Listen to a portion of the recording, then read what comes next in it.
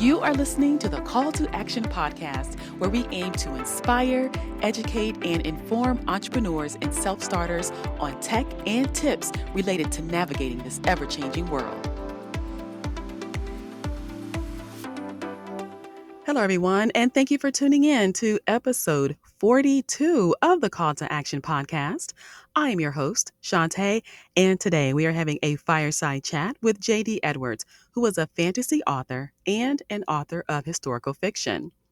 Before I bring our guest on to the show today, I have an inspirational quote that I'd like to share. And here is the inspirational quote for episode 42 of the Call to Action podcast. When you are faced with a challenge, look at it as an opportunity to grow. There is always something that you can learn from them to improve yourself in one way or another. And that was written by yours truly. If you missed episode 41 of the Call to Action podcast, as always, it is a must listen. My guest for that episode was Susan Rossini, and Susan is an author of steamy romance novels with characters that inspire laughter, have a strong sense of family, and always find their happily ever after. She is also a very generous and very kind person, and she shares what she would do if she won the lottery. But I'm not going to share that in this episode. You got to go and listen to her episode to see what she will do with her winnings. But in the meantime, take a listen to this clip from episode 41 of the Call to Action podcast. Quite simply and stated, go for it. You know, you may not think you can do it, but you absolutely can. And there are people out there that are so willing to support you and help you along your journey. You know, I'm incredibly busy, as most people are in your audience, with, juggling a day job and this side hustle that I hope one day becomes my day job. Um, but it does take a little bit of finagling. I have to sometimes make some appointments for myself to make sure that Again, you can hear the full episode on ctamarketing.biz. And when you're there, click on podcast on the main menu to access that episode, as well as previous episodes. As mentioned in the intro, my guest for today's show is J.D. Edwards. J.D. is a fantasy author and an author of historical fiction. Now, you may notice that J.D. is the one that gives us those wonderful weekly shout outs on Twitter, so we do appreciate that. And I'm glad to have him here on the show with me today. So, JD, welcome to the Call to Action podcast. How are you doing today? I'm doing great, Shantae. Thank you for having me. That's wonderful. And I'm glad you're here, JD. Again, I just want to thank you for those weekly shout outs. I love seeing those come across on my screen. I'm like, yay, I got a shout out. I can always rely on that from you. So I'm like super excited about that. So thank you so much. Oh, you're welcome. I Yeah. like supporting the writing community in any way I can. Oh, yes. Yes. Me too. I pretty much every guest I've had, except for maybe a handful, has been from the writing community. They're just such an awesome bunch of people. So, JD, I have an icebreaker that I'd like for you to share with us today, and it helps us to get to know you better. So, the question I have for you today is, what is the last show that you binge watched ever or recently? Well, I'd have to say the last show I binge watched would be Stranger Things. I just love the idea of alternate dimensions, alternate realities, dark mirror type realities. Just calls to me. That is an interesting topic. I've actually seen that show. I think it was really cool. I hadn't seen all the episodes. I know there's like a new season that got released recently within the past few months. I haven't checked it out, but I have seen like the first season. I thought it was really good. I did like that show. The Yeah, one it's got I've, a lot of. Mhm. It has a lot of interesting concepts in it. It does. It does. It's kind of dark, but kind of cool at the same time. Yeah, the idea that you know, any action we have takes place in an alternate dimension. It just boggles my mind.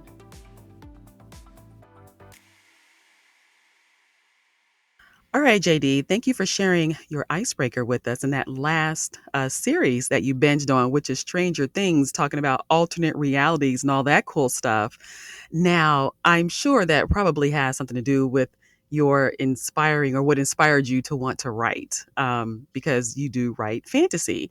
So tell us about where you actually do get your inspiration from when for your stories that you write. Well, I get a lot of my inspiration for stories from just my imagination. I'm ADHD, so my mind is always working on something or another. And when I was a kid, I'd mix up stories and build worlds with my action figures. Whether it was in the sandbox or a ground hornet hive one time. It didn't matter where I was. I would create backstories for each of my action figures, and over time I thought, let's put this into paper. That was in high school in a creative writing class, and after that, I found that it was a good outlet for my imagination just to put the stories on paper. That got me into role playing, Advanced Dungeons and Dragons, and from there, then I branched out and started writing fiction, fantasy fiction. Um, yeah, Advanced I like to. Dungeons and Dragons. We got to go back to that. advanced Advanced Dungeons and Dragons. Okay, so I've Right. heard of Dungeons and Dragons. We're probably around the same age group. I'm not going to share my age, but I got kind of got a feeling there that we're around the same Yeah. age group. But just okay, I'm only familiar with it. I don't know much about it. Like it's a card game, right? Or a role-playing Uh, game? it originally was a card game, Okay. and back when it was just Dungeons and Dragons, it came in a little white box, I believe, Mhm. and it's grown from there to many different books, and I don't even know what revision we're on right now. Last revision I played was either revision 3 or revision 4 of Oh, Advanced Dungeons and okay. Dragons. So they come up with books and different mythologies and character types and things like that. And it's interesting to create a character and give life to that character. You have to write the backstory. You have to know what makes them tick. I use a great example here.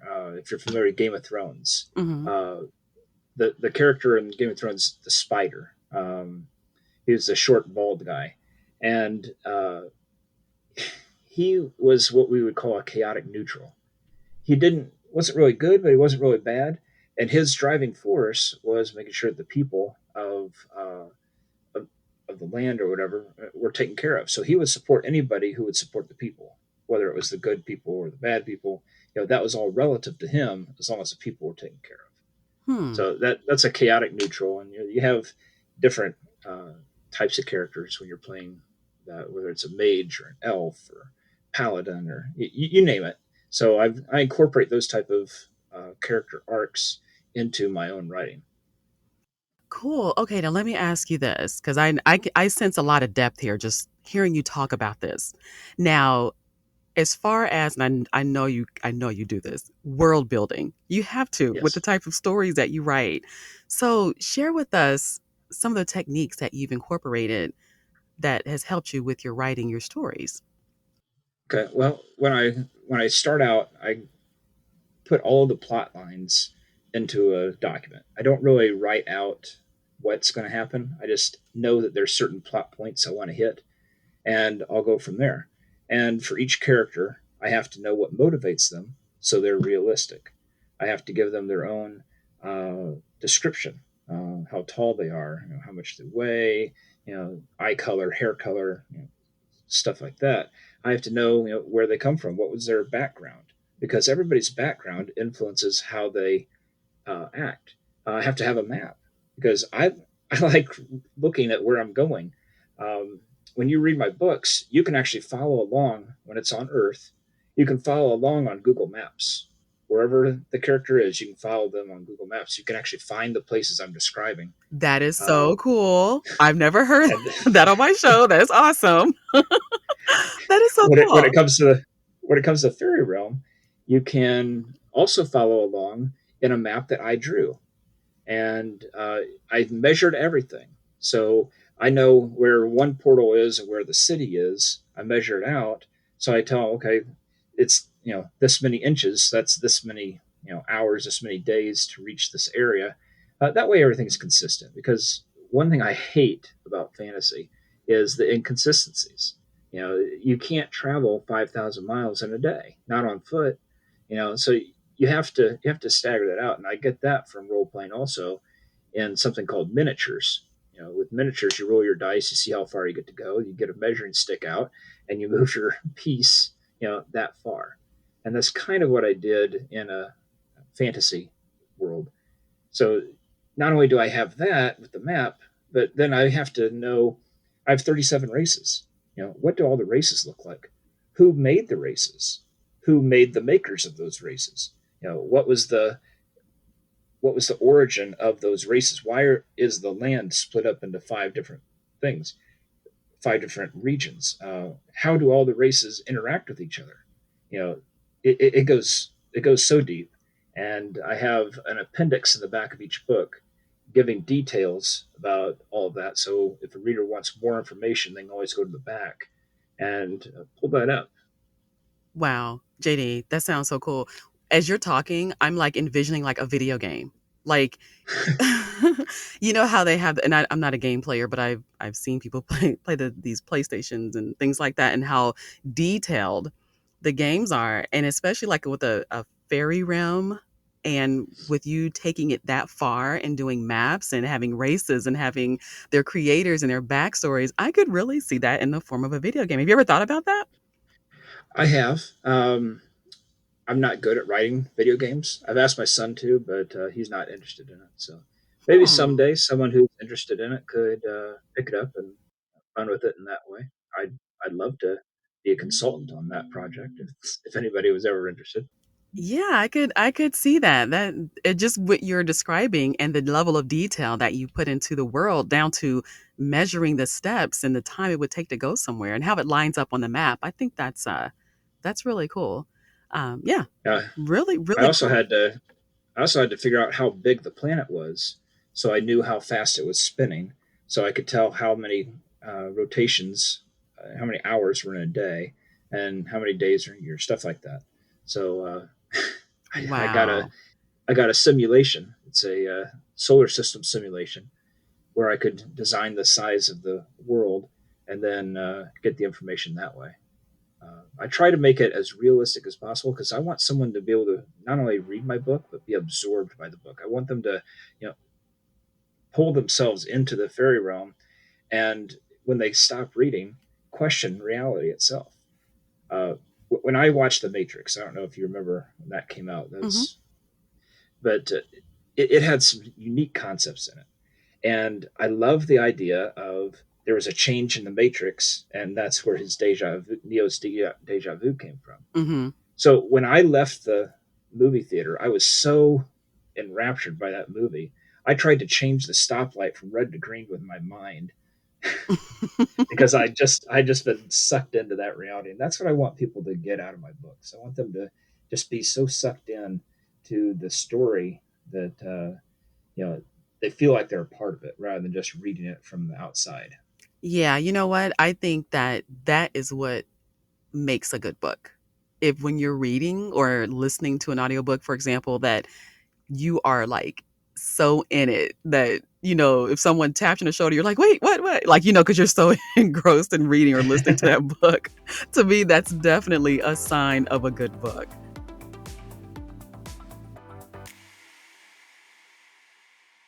Okay, so another question I have for you. We talked before about the writing community and how you incorporated some of them into your books. Can you share some information about that and what you did? I can. In the fourth book, actually starting in the third book, I needed some characters. So I asked people in the writing community if anybody wanted to be featured in my books. And, I received a lot of responses. So what I would do then is I would take that person and their physical description and kind of mirror that. And I would change their name, obviously. So I created a character based on Karina Montero in my third and fourth books. She is listed as Karina Montenegro, and I had other characters like Nikki Crump Hanstead, and her characters in the fourth book is Nikki Cranston. So I promised everybody that I wouldn't kill their characters, but I didn't promise them that I wouldn't damage your characters. So the characters are shot, tortured, electrocuted, poisoned, stabbed, you name it. I put them through the ringer. But some of the characters are good, some of them are not so good. But you You know, stuck to your word that's and you just didn't kill him, right? I stuck my word. I stuck my word. I didn't kill them. Okay. I wouldn't do that to. I wouldn't do that to a member of the writing community. All right, good. But yeah, but they enjoyed being a part of the book, knowing that a part of them was in that book. So Yeah. they enjoyed it. I enjoyed it. It started out as a dare almost, and those spammy follow threads, or we get one of the things came out and said, if you could add a person to your book, would you do it, and what character would you make them? So I answered, and someone said, would you really do that? Sure, why not? And that's how it started. Okay, so that's really funny when you mentioned that on Twitter in the writing community because I did a show with Janae Chase, Ethan McCaffrey, and AC Merkel. And that same thing happened where someone put a tweet out and was like, something about writing a song or singing a song for a book. And it was one of those kind of like joking tweets, like no one thought it was going to be taken seriously. And then here it is now. Mhm. Shanae Chase has a book with a song that was produced by Ethan and by AC Merkel. He did the vocals on it. So you never know what you're going to Oh, get with the writing community. no, you don't. If you say something, you better be ready to deliver. I see that for That's right. sure.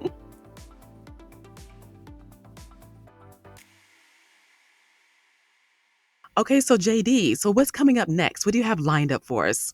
Well, as you mentioned earlier, I'm a writer of historical fiction also. So I have a historical fiction novel called Indomitable, which is written and going through the editing beta reading process right now.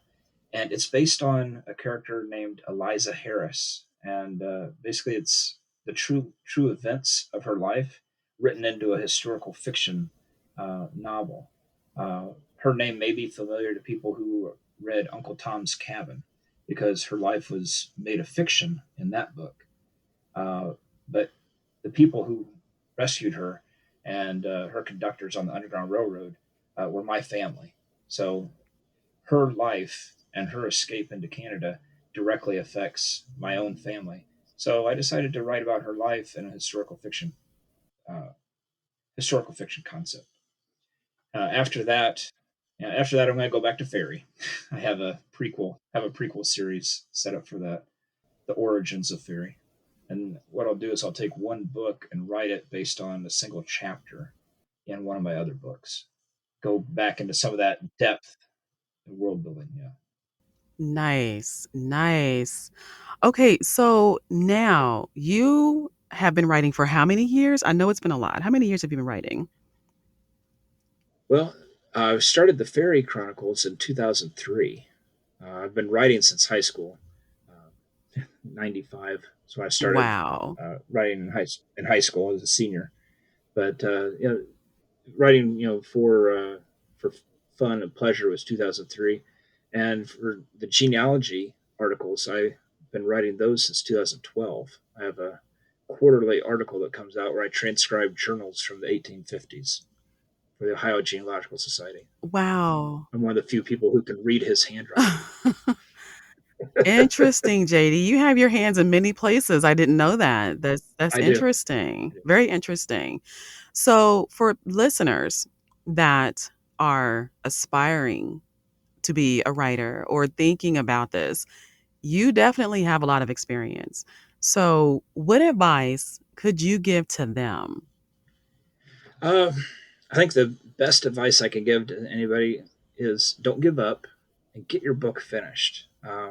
Make sure you listen to the critics though, and don't take it personally. And know that your first book or whatever is always going to need major adjustments. As you kind of find your author voice, it'll get easier as it goes along. But that first book is going to be very rough. It's not going to be gold as soon as you get it done typing. And if you rush into uh, trying to find a publisher, say a vanity publisher, they can steal your work, they can steal your copyright, and they can tarnish your reputation. It happened to me. and I don't want it to happen to anybody else.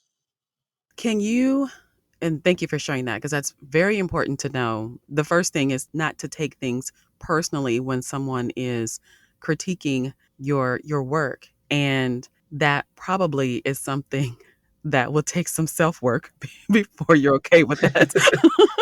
Before you're just turning Right, it loose saying, "Okay, here, say whatever about it." Um, but, you're right. That's definitely, I think it shows some, maturity, but I also think that it would take, again, really, like, some work to distance yourself from the project so you don't feel so attached to it, and it doesn't feel like a personal attack on you, as opposed to just them sharing information that could help you to improve your work. So, yeah, right. yeah, that's very good. I've Mhm. I paid two different professional editors over $5,000 to edit my book, and after these professional editors had my book, I received 107 rejections. Oh. And yeah, Oh, that that's was an a investment. 107 rejections Mhm. over the course of 6 years was how long I received those rejections. And finally, I said, it's been professionally edited. I like the book. I'm going to go ahead and publish it. And I found a vanity publisher who was willing to take on my book, gave me all sorts of praises and hollow platitudes, told me how good the book was. And I ate it up and I went with them. And there's a website out there called Writers Beware. And if I'd gone to that website, if I'd joined the writing community, I could have found all this stuff out, but I didn't. I joined Twitter in 2010, and I should have joined the writing community at that time, but I didn't. And I published my first book as Brander uh, back then, and it was bad. It was it needed a ton of work. I ended up rewriting it 3 times before it became the Science of Fairy. But by that time, when I learned my editing process, I started getting requests from agents and publishers. Hey, I like this book. Send me some more stuff. But as soon as they found out that it had been previously published under a different name with a vanity publisher, they put the brakes on everything. Nobody wanted it. They called it tainted goods. They didn't trust that I had received the copyright back. They didn't want to have a lawsuit. And so the first book was killed. So then I started writing the second book, the Soul Stones of Fairy, and the third book, the Half Blood of Fairy, and I did the pitches, the pit mads, and pitch wars, and all those different things on Twitter. And again, publishers and agents, they wanted it, but they said they wanted the whole series. They didn't want just books 2 through 4, and they couldn't take book 1 because it had been previously published, and yada yada yada.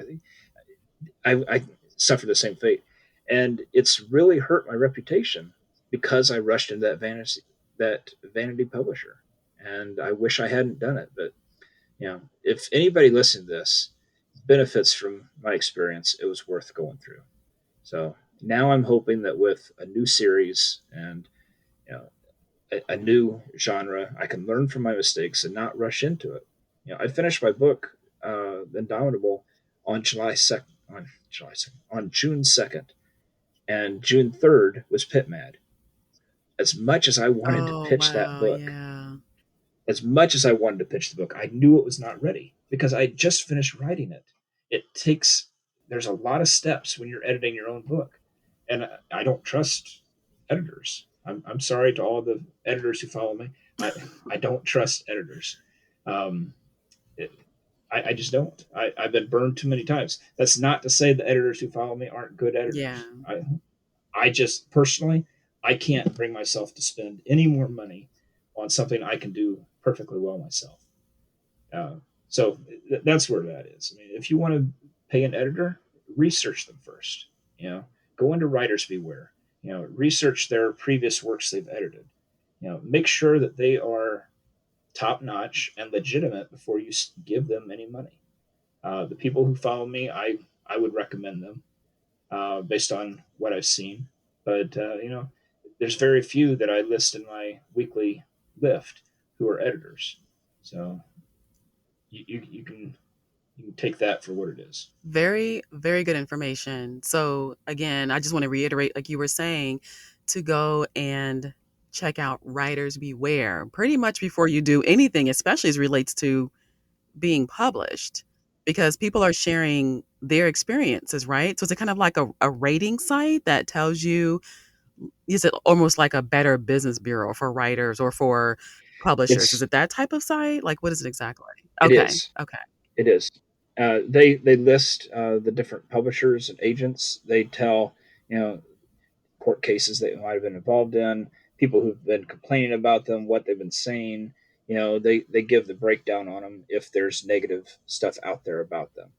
And I wish I'd listened to them. The publisher I went with had ended up, they were on their third name when I joined them, and they ended up closing down that name and reforming under a different name while I was with them. They went from, I don't even remember the name of the publisher at this point, but it was horrible, Wow. horrible experience. Wow. So I hope nobody ever has to go through that, especially if you're going to pitch your book on Twitter.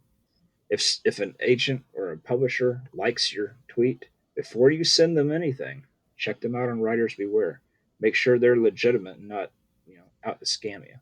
Very, very good advice. Thank you for sharing that. That is important because there's probably a lot of people who don't know about that resource that really sounds like it's invaluable as far as getting you information that you need so that you don't get taken by, Yeah, it by is. a fake publisher. So I guess now we are left to assume that you self-published all of your books, right? I did. They're available on Lulu.com and Amazon. I considered going with Amazon at first, but I didn't want to limit myself to just Amazon. With Lulu, I was able to branch out into you know iCloud and all these other places. Now, since then, you know, Amazon has expanded their publishing. Now they do the uh, print books, print on demand books, where they didn't back when I initially looked at them.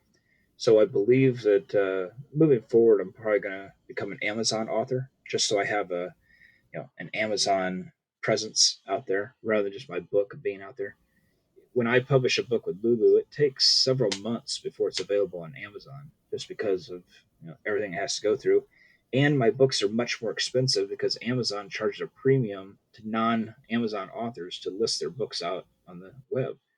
So while other authors on the writing community can offer their ebook for 99 cents, mine is 4.99, just because that's a break even price for me on ebooks. Oh, It wow. is what it is. So I'm not making a ton of money at anything. I'm making $1 on every book that sells, even if the book's listed at 14.99 or 19.99. I'm not making that much money on it because of Amazon's fees. So I wish I'd known that before I went with Lulu also. But Lulu has been a good company. I receive a royalty check, twice a year, so it's good. Yeah. But I could make more money if I was with Amazon exclusively. So I think that's the direction I'm going to go in the future on the other books, and eventually we'll sunset these, go ahead and re-edit them, put them out as a second edition on Amazon. But for now, I'm just going to leave them the way it is. Okay, and Amazon's a good marketplace too to have everything It because you is. can go They there have and get everything, 80%. books to whatever, furniture. I mean, everything's on Amazon. Yeah.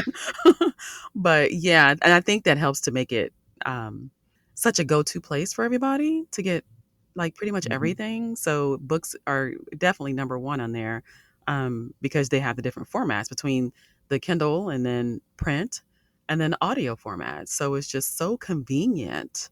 But yeah, you get on Amazon. I'm sure that'll be great for you for your stories. I mean, they just sound so interesting. I think fantasy and romance to me it seems like big sellers. I haven't done a lot of research on like the numbers between those genres, but it just really seems like that because people are looking, especially now and over the past year or so, I think people are looking for a way to escape the madness. So what better way than Yeah. a really good book? Especially a fantasy book where there's a lot of world building, you can just escape Yeah. into that book. Yeah, you're talking about fairies. You don't see those every day, right? You can go into No, a book no, and they're not your Tinkerbell fairies. They're humanoids, which is why I use the the Irish spelling, the I Faerie. noticed You know, that. not Yeah. the fairy like fairy tales. Right, You know, right. they're humanoid. They look just like humans, uh, except they have pointed ears, of course, because every fairy creature has to have Oh, pointed ears. yeah. Right? I think They gotta have something that I think that's the differentiates them law. from us, right? Yeah, I guess the 11th commandment that Moses dropped on the way down Right. there. Fairy creatures had to have pointed ears. Wow. So, JD, I have another question for you. As far as marketing, since we brought up Okay. Amazon and Lulu, what about like when you're marketing your books, what techniques have you used to do it? Mainly, I use social media, Facebook, Twitter, my website. I had to build up a following, which took many years. But now with 20,000 followers on Twitter and a website out there, I'm starting to get noticed, and it's just taken some time. But I've been I'm on Instagram. Um, I'm out on WordPress. I'm out on Wattpad. I'm out there. I have to be, because I'm not going to pay for marketing anymore. Not since I was ripped off by my vanity publisher. Mhm. Uh, I I've listened to your previous podcasts, and some people have recommended Google ads or Facebook ads, and I've looked at them, but I've never actually pulled the trigger on that. But that might be something I'm going to do for Indomitable. I'll give it a try on this one. It, Indomitable is just so much better for me as far as starting fresh. I'm so excited about it because after 17 years, I can start over. You don't always get a do over in life, but Mhm. Indomitable is my do over. So you're gonna do that one with the So I'm looking publisher? forward to it. I didn't mean to cut you off. Are you gonna do that one with the I'm publisher? trying. Okay. I'm hoping so. I worked on query letters today, and I'm going to start querying out. If I don't hear anything from them, I have 3 months until, well, about 2 months, I guess, until the next pit mad in September. So I'll go in ahead and do a pitch in September. I'm sure somebody is going to like one of the tweets.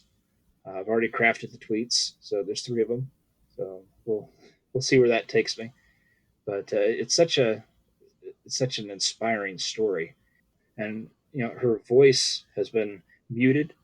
Her story has been shunted into the archives of Duke University, where no one has even looked at it, and it needs to be told. And because it intersects with my own family, if I don't tell it, who's going to tell it? Mhm. It's a travesty that her story has not been told. And I tell people all the time, write the book that you want to read, and this is a book I want to read. So I have the passion to do it. I hope that the agents and publishers will sense that in my queries.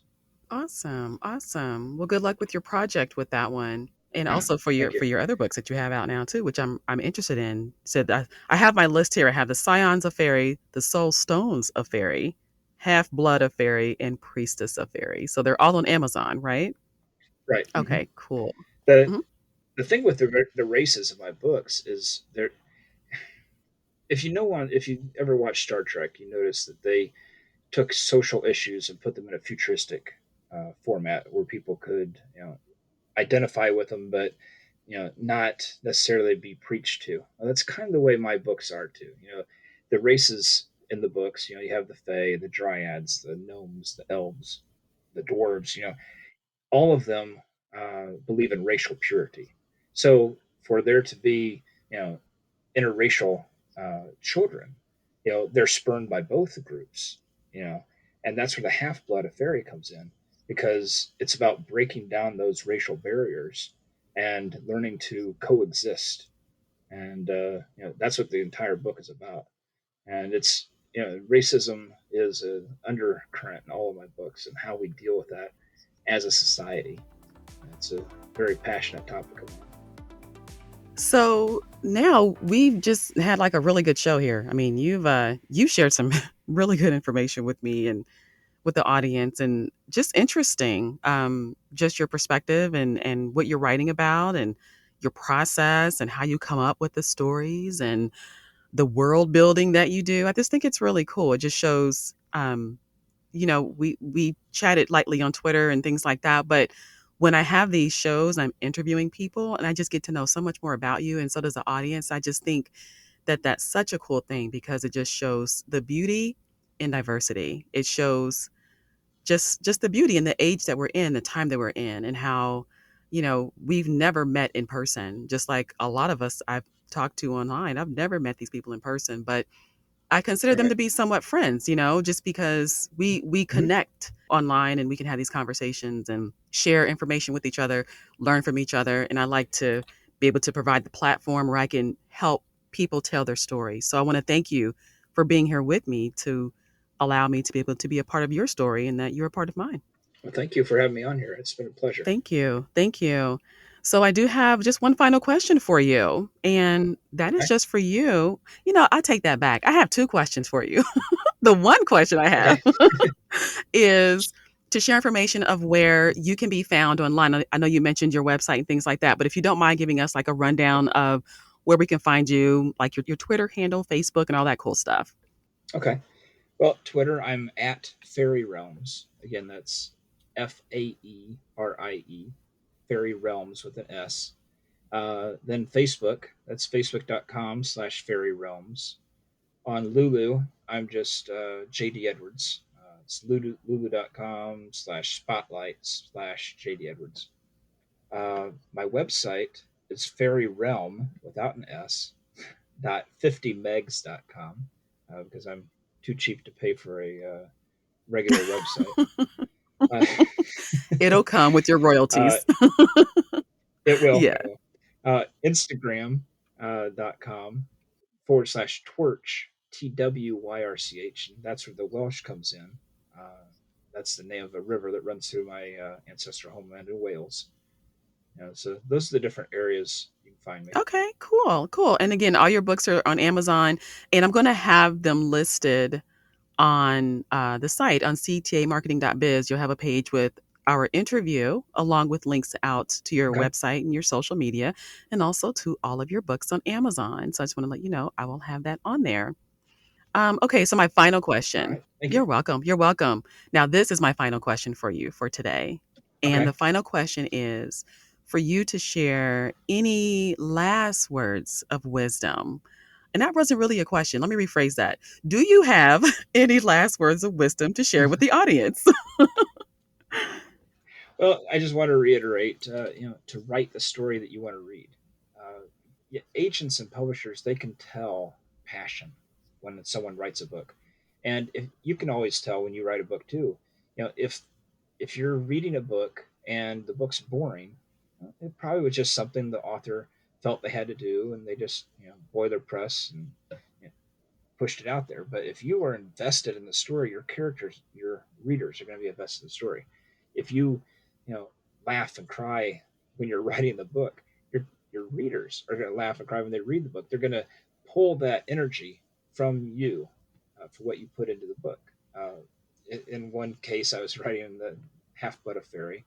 One of the characters, Kai, uh, I started writing a response and I started laughing. And my wife asked me, "What are you laughing about?" I said, "Well, Kai said something funny." She says, "You just wrote it." I said, "I know, but it was so funny." And it was That sounds funny to me, just it was hearing you his. say that. Like he's really in your head.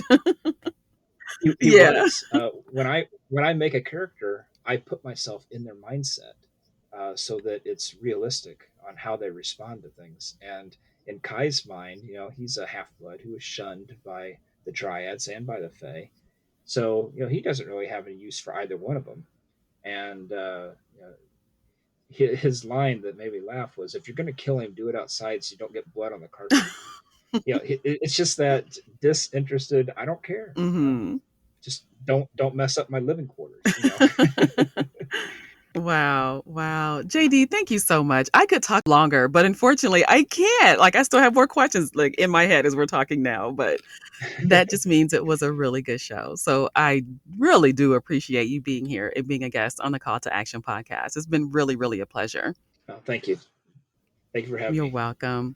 And to all of the listeners, I want to thank you all for tuning in. And remember to go and check out ctamarketing.biz, where you can read blog posts and check out past episodes of the Call to Action podcast. And also support the show by purchasing merch or donating so that I can continue to bring you quality content and actionable tips and tricks to help you navigate this ever changing world. And you can also support the show by purchasing my audiobook, QR Codes for Beginners, where you can go from beginner to almost expert in less than 1 hour. And also, I have one more thing. Before I wrap up the show, I just want to mention Poetic Earthlings podcast. His podcast is awesome. And we've been doing some work together. So make sure you go and check out his podcast, support it. It's science fiction. You all know by now it's what I like. So go ahead and check out Poetic Earthlings podcast. And okay, that's it. And to all of the entrepreneurs, self starters, authors, small business owners, all of you that are doing it for yourself, remember the code. The journey begins when you take the first step. Courage, optimism, determination, and enthusiasm are the tools that will help you along the way. Until next time. Thank you for joining me on this episode of the Call to Action podcast. Make sure to visit me at ctamarketing.biz. There you can find articles for entrepreneurs and self-starters on tech and tips related to navigating this ever-changing world. Until next time.